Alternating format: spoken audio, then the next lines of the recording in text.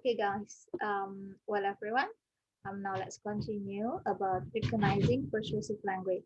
Okay, the use of persuasive language is very common in academic setting. Okay, now writers and speakers use special expressions to persuade their audience to think about a topic in a certain way or to take action. Nah, itu dia fungsinya persuasive language itu membujuk ya agar orang yang mendengarkan atau audience itu setelah mendengarkan apa ya penyampaian dari speaker, they will take action, kayak akan bertindak. Jadi bukan hanya mendengar ya, tapi benar-benar bisa mempengaruhi orang hingga pengaruh itu bahasa persuasive language-nya mampu merubah orang atau mendorong orang untuk melakukan take action. Okay. Now, this expression shows that the writer or speaker believes a statement to be correct or very important. Okay. Now, this one is the phrase, yeah, which is usually used.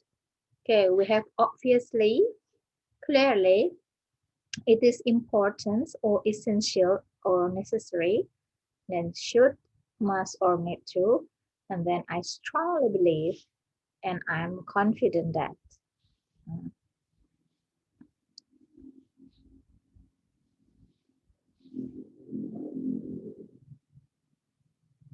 Okay, so please scan the text and circle the persuasive expression, then discuss the question with the class. Okay, you don't have to do, you just need to scan the, oh, but we don't have the text, yeah, the text is not here.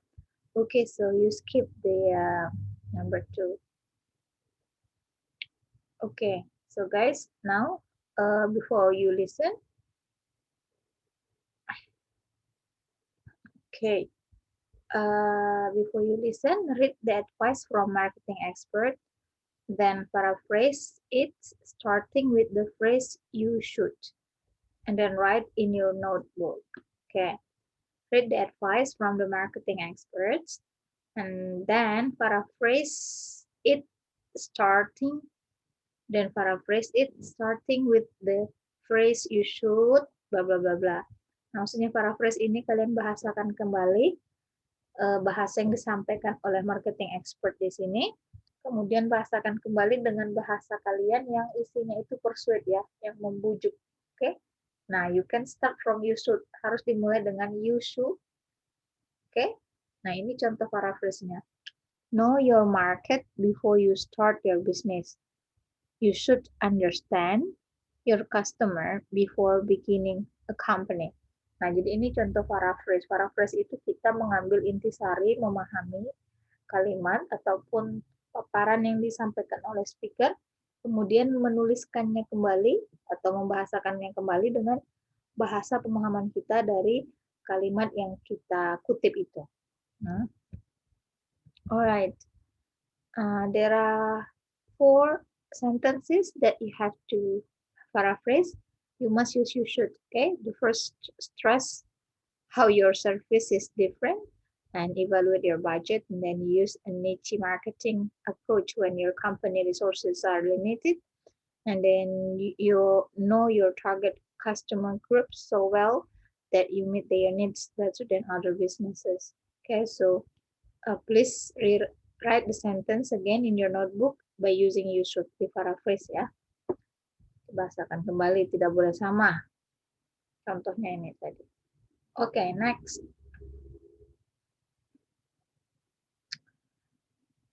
Next, can you circle the correct answers to complete the paragraph?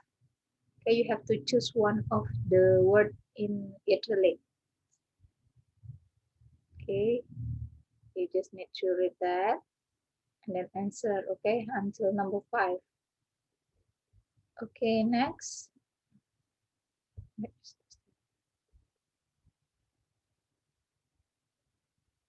So guys, you are going to listen to a lecture and role play. Okay, you are going to listen to a lecture, sebuah perkuliahan, and a role play. The title of the lecture is The Power of Niche marketing. Okay, that's the title of the lecture. Based on the title, what do you predict the general purpose of the lesson? Okay, the power of niche marketing, yeah. All right. So guys, listen to the lecture and role play and take notes on the main idea. Jadi, silahkan dengarkan ya the audio, the lecture and make notes. Kan kalian sudah miss training kemarin ya di kalau nggak salah di unit 1 dan 2 itu ada kan skillnya cara menuliskan take notes. Jadi pahami betul main idenya apa. Biasanya main idea itu posisinya di mana? Lupa ya. Ayo nanti coba diulang lagi ya. Dilihat lagi videonya, penjelasan dari awal itu sampai akhir video terakhir itu. Boleh kalau nggak salah main idea itu di awal-awal. Oke. Okay, now I will play the audio. Maybe while listening, you can also try to answer the question number 1 to number 4. You have to decide whether the statement you read here true or false based on your notes, okay, or based on the lecture. Okay, are you ready, guys? All right, here we go. Give me a moment. We'll find the audio first.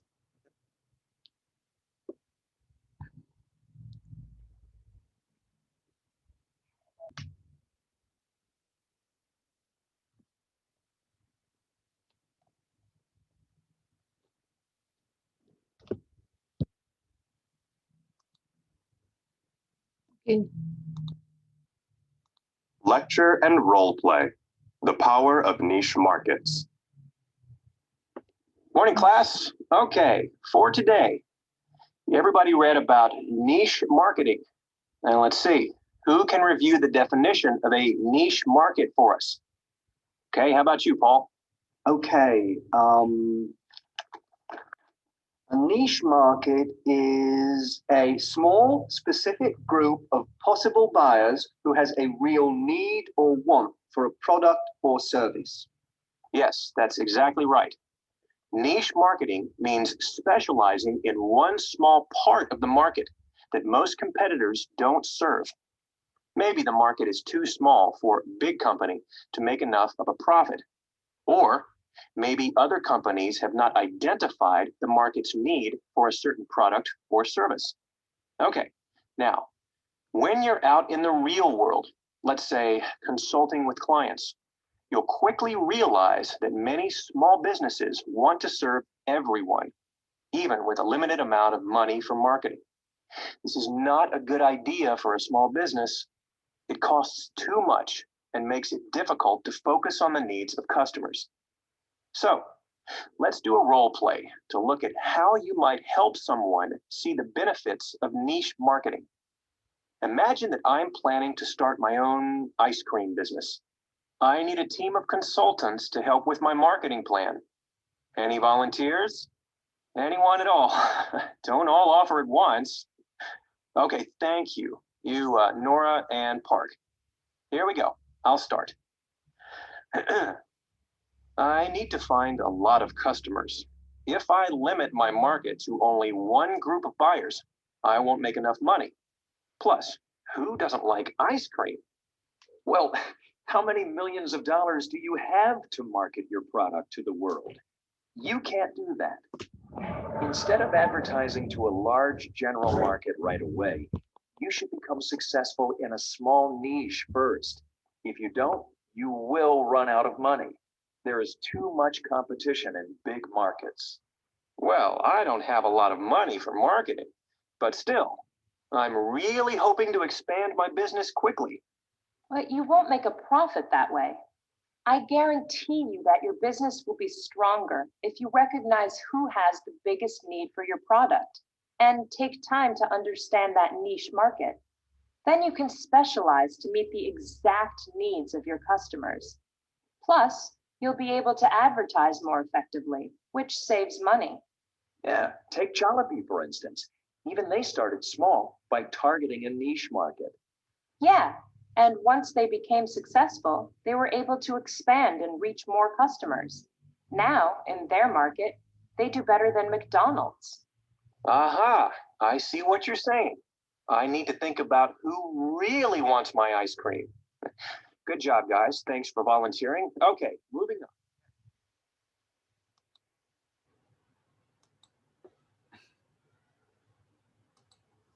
Okay, so make sure you guys have your notes on the main ideas, and then answer this exercise. Okay, if you need to play more, if you want to listen again, you just need to replay the audio.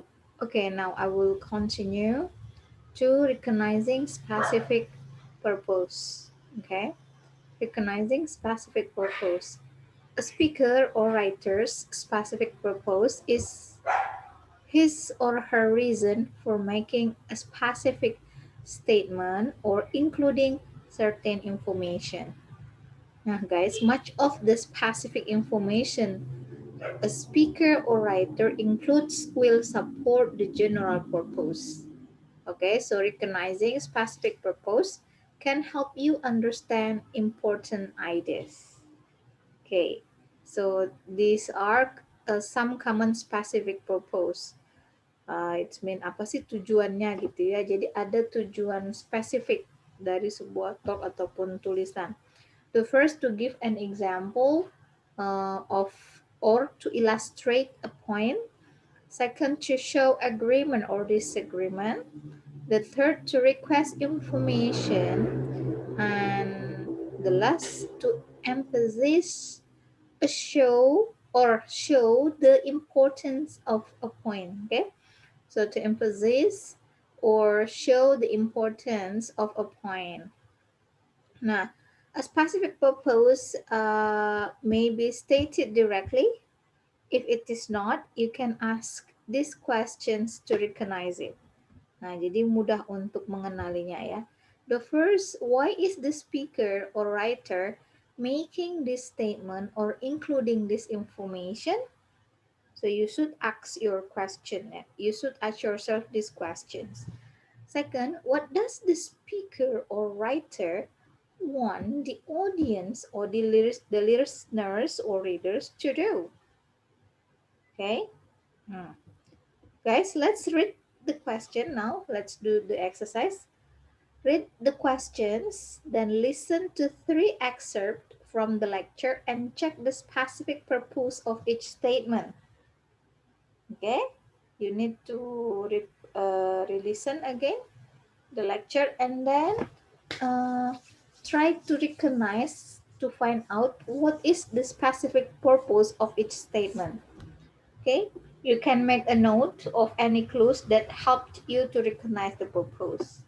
Okay, are you ready? For example, this one, okay?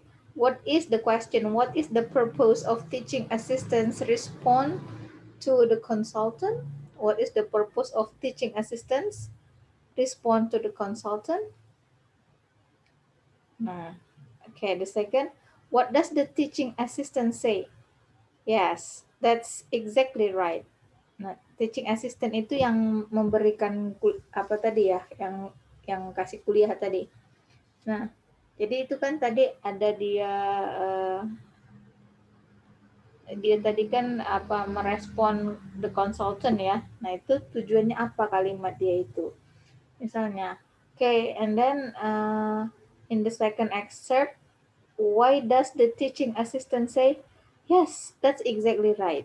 Nah, ini specific purpose ini untuk apa tujuannya kalimat statement ini? Okay, you can write the clues. Apa aja penandanya di situ tadi yang supaya kalian bisa mengenali bahwa oh ini loh specific purpose-nya. And then why does the teaching assistant repeat the definition of niche marketing? Nah, kan tadi ada diulang. Terus clue-nya apa? And then excerpt 3, why does Park mention the Jollibee? Nah, tadi kan Park mention Jollibee. What does it what is the purpose of saying this mention Jollibee and what is the clue? Okay, Yeah, let's start first from excerpt 1. Global Listening, Exercise 3, page 127. Excerpt 1. Instead of advertising to a large general market right away, you should become successful in a small niche first. If you don't, you will run out of money. There is too much competition in big markets. Well, I don't have a lot of money for marketing, but still, I'm really hoping to expand my business quickly. Excerpt 2. Okay, a niche market is a small, specific group of possible buyers who has a real need or want for a product or service. Yes, that's exactly right. Niche marketing means specializing in one small part of the market that most competitors don't serve. Excerpt 3. I guarantee you that your business will be stronger if you recognize who has the biggest need for your product and take time to understand that niche market. Then you can specialize to meet the exact needs of your customers. Plus, you'll be able to advertise more effectively, which saves money. Yeah, take Jollibee, for instance. Even they started small by targeting a niche market. Unit 7, Marketing, Niche Marketing, Previewing the Academic Skills Focus. Okay. Yeah, please complete, yeah, this one, exercise number 2 to number 4. All right, so, well, guys, now listen to the lecture again and then complete the statement with the words from the box. Okay, so please, you guys listen again the complete lecture and then complete these paragraphs. Complete this paragraph. All right. Well, not complete this paragraph, complete this sentence from number 1 to number 5. Okay. Well, now let's move on to understanding meaning through intonation and stress.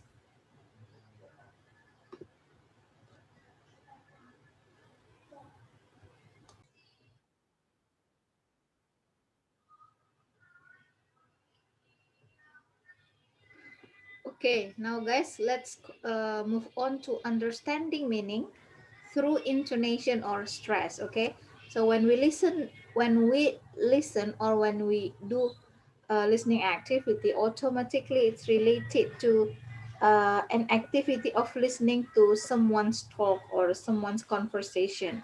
Okay, so guys, to express ideas clearly, speakers often use intonation and stress to give clues about their meaning. Nah, jadi yang namanya meaning itu nggak selalu di state ya, tidak selalu dinyatakan gitu. Sering sekali makna itu terdapat atau bisa kita pahami sebagai listeners melalui intonation ataupun stress. Oke. Okay? Nah, for example, in English, kalau dalam bahasa Indonesia kan misalnya dosennya atau orang tuanya marah gitu ya, pasti intonasinya berbeda dengan ketika dia merasa baik-baik aja. Oke, okay? So, intonation, kamu nggak ngerjain tugas. Oke, okay? Nah something intonation seperti itu. Oke, okay?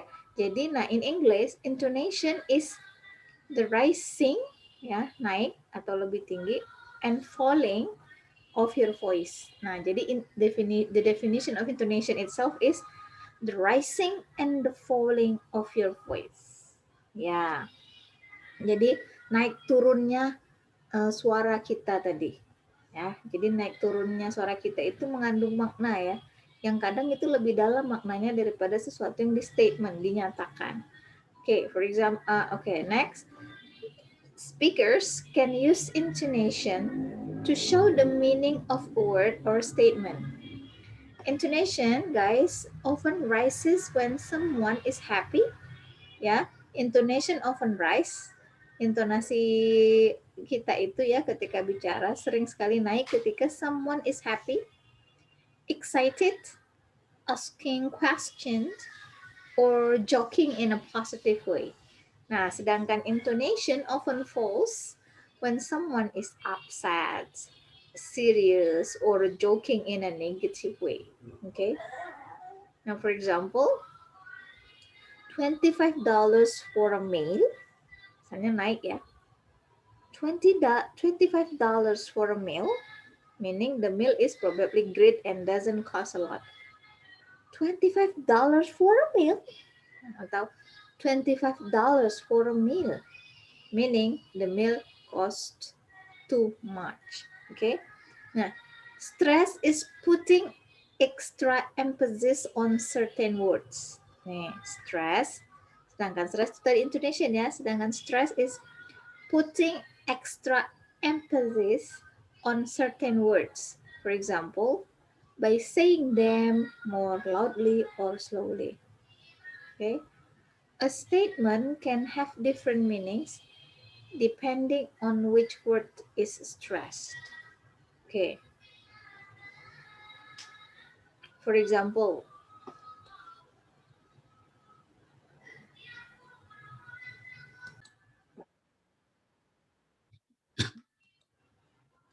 nah, okay, let me play the audio first so that you know the differences, okay? This one, $25 for a meal and $25 for a meal, it has different meaning. Nah, ini kalimat sama, tapi dengan intonasi yang berbeda, diucapkan dengan intonasi yang berbeda, meaningnya jadi berbeda juga. Kita lihat di sini there are two meanings, okay? The meal is probably great and doesn't cost a lot. Sedangkan yang kedua, kalimat kedua, the meal costs too much, okay? Now please listen. Understanding meaning through intonation and stress. Page 128. $25 for a meal? $25 for a meal? We saw a funny advertisement. We saw a funny advertisement. We saw a funny advertisement.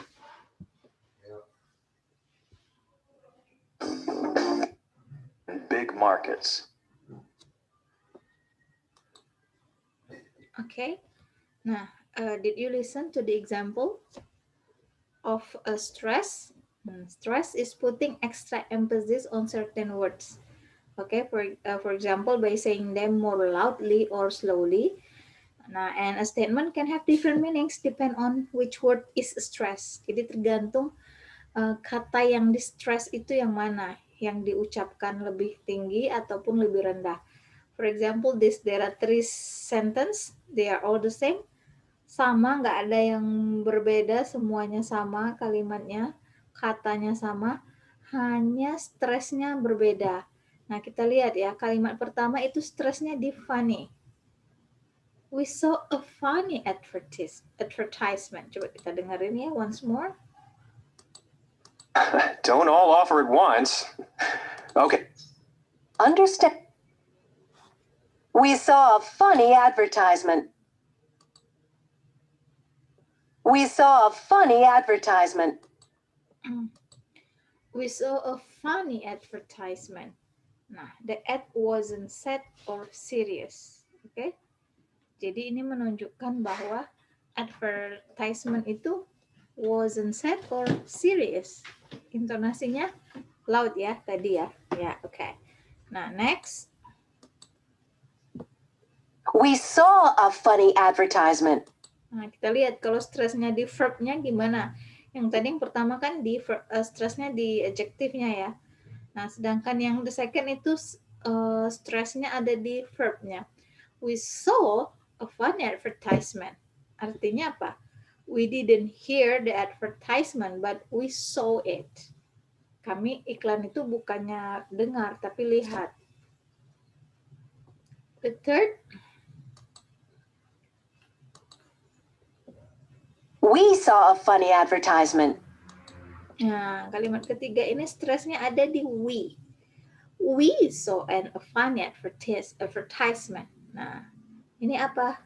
We saw the advertisement but you didn't. Nah, jadi semua itu guys maknanya sangat stress and intonation itu have very strong meaning ya. Nah, tergantung misalnya we saw a funny advertisement atau we saw a funny advertisement atau we saw a funny advertisement. Artinya ya kami yang lihat bukan kamu. Jadi jangan ngotot-ngototan kayak gitu kan. Kami kok yang lihat bukan kamu kayak gitu.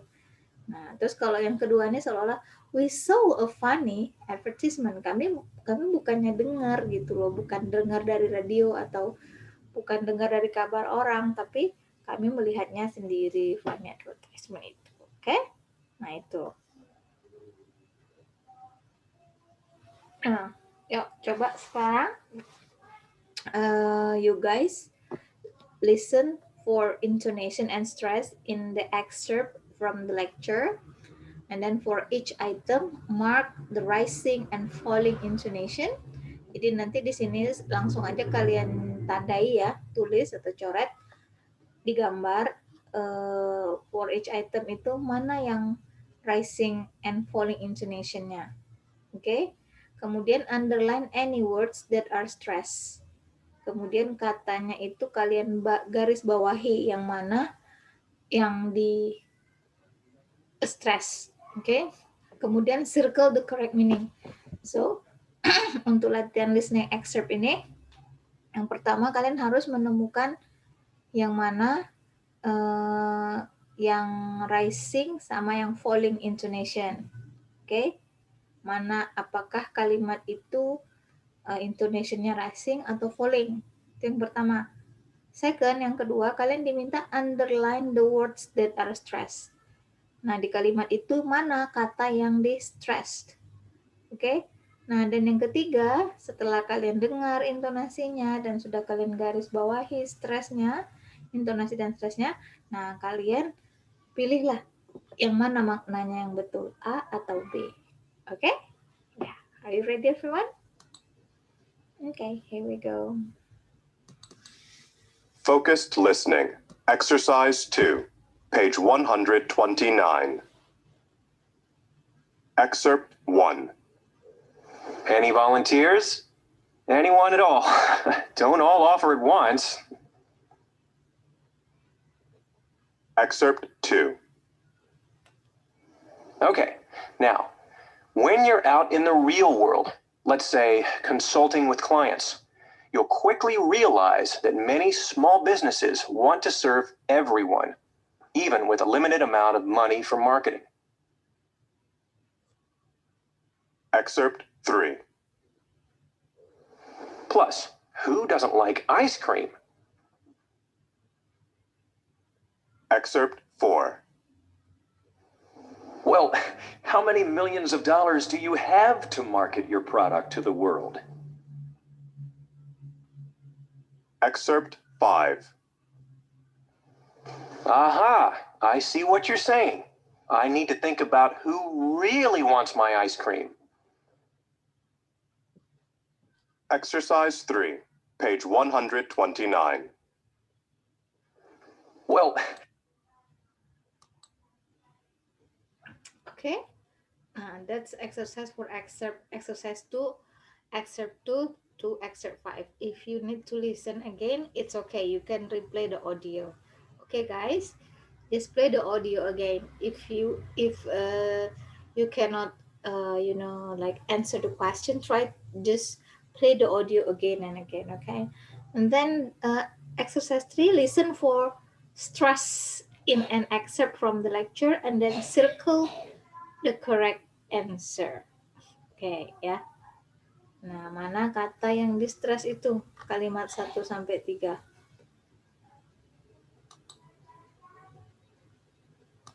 how many millions of dollars do you have to market your... 3, page 129. Well, how many millions of dollars do you have to market your product to the world? You can't do that. Lecture and role play. The power of niche markets. Morning, class. Okay, Exercise 3, page 129. Well, how many millions of dollars do you have to market your product to the world? You can't do that. Okay, nah, that's the statement from the speaker, yeah.